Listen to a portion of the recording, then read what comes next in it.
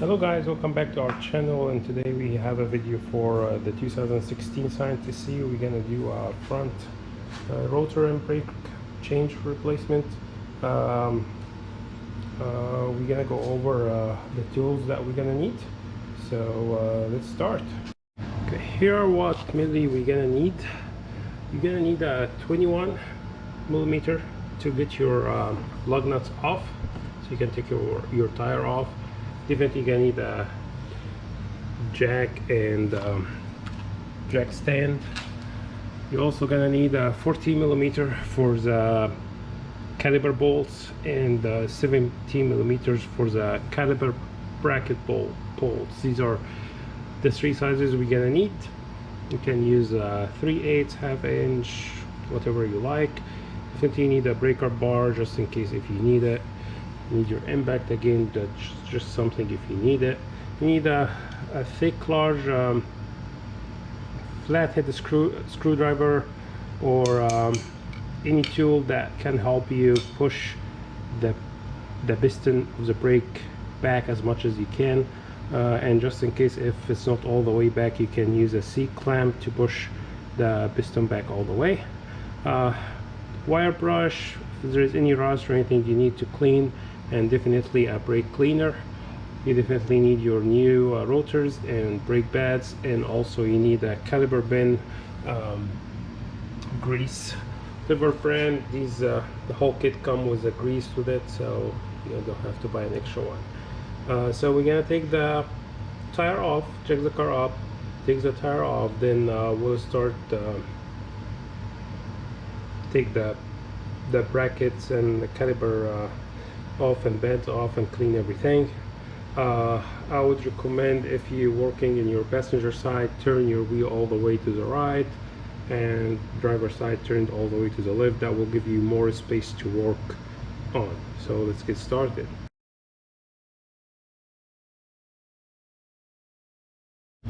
So we're gonna start by trying to push everything back. As I said, try to push the caliper piston back as much as I can.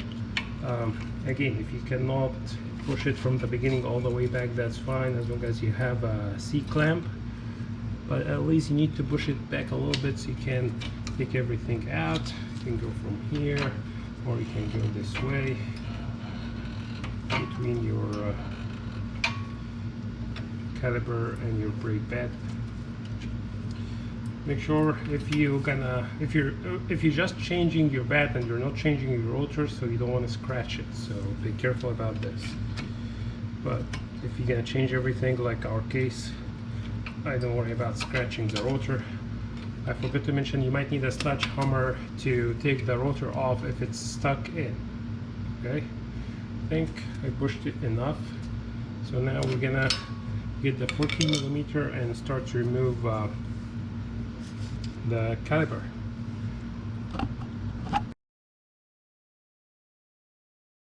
So as you guys can see, I almost pushed the piston all the way in, so I most probably will not need to use my C-clamp to push the piston back. It's almost like flush with the caliper, so that's good.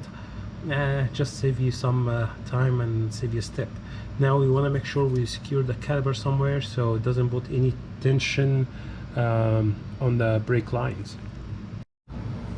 Now we're gonna remove these two 17 millimeter the bracket caliper bracket, and that's where turning the wheel to the side you're working on all the way, just in case if you need to use a breaker bar, if you want to get your impact, so give you more space here. Okay, so let's remove it.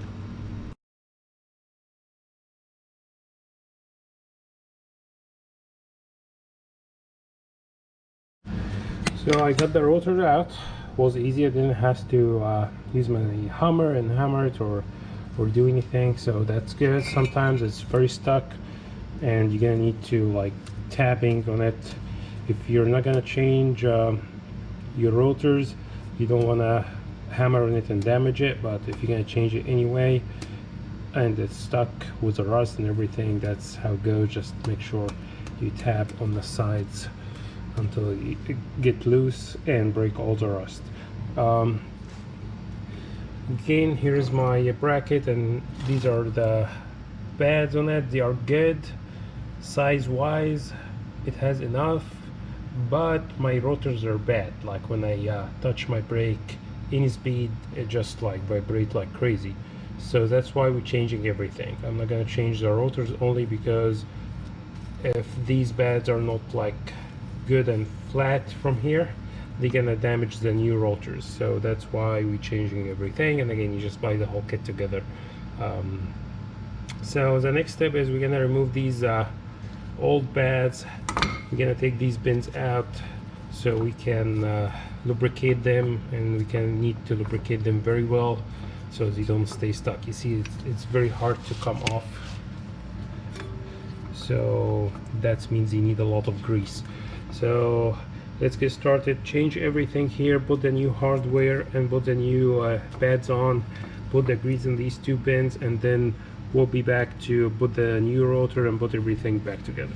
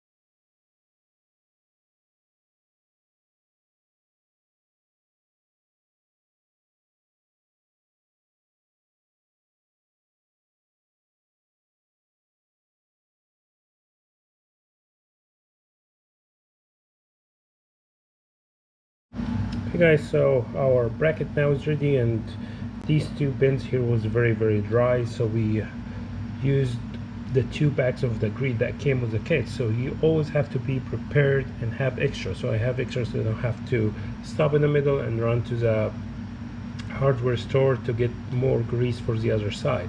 So I usually keep a brake cleaner and caliper bins grease all the time in my garage just in case.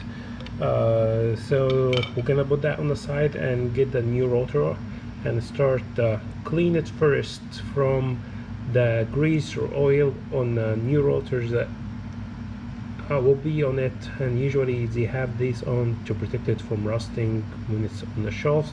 So we're just gonna use some brake cleaner and some rags and just try to take as much as you can from that grease.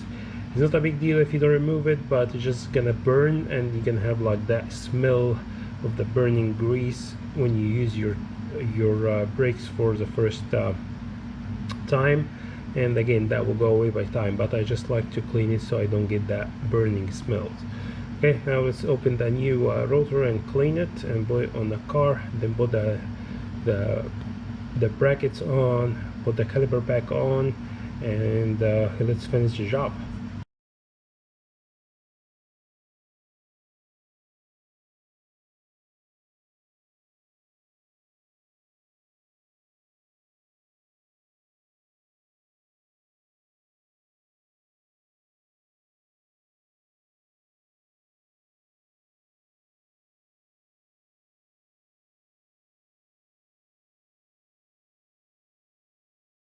Okay guys, we have the new rotors, brake pads, everything back in place. I bought these two lug nuts just to hold the rotor for me so it doesn't moving while I'm installing the bracket and everything back. If you guys face the same thing, the pin here was like moving like when I was putting the bolt back in, so I just used a 70mm wrench to just to hold it in place so I can tighten the caliper bolt here. But other than that, everything smooth and nice. Very easy job to do it in your garage or in your home, and I hope that video is going to be helpful for you guys. Now we're just gonna put the tire wheels back on, lower down the car, and do the other side, which is going to be the same. If there's any issue in the other side, we'll mention it, but I don't think there will be any issue or any differences. Please subscribe to our channel, guys, to help us. Like and share the video for any of your friends or family who will need help with this. Like simple project that they can use, like very minimum skills, as long as you have the skills to work in your cars, or you enjoy working in your car like us.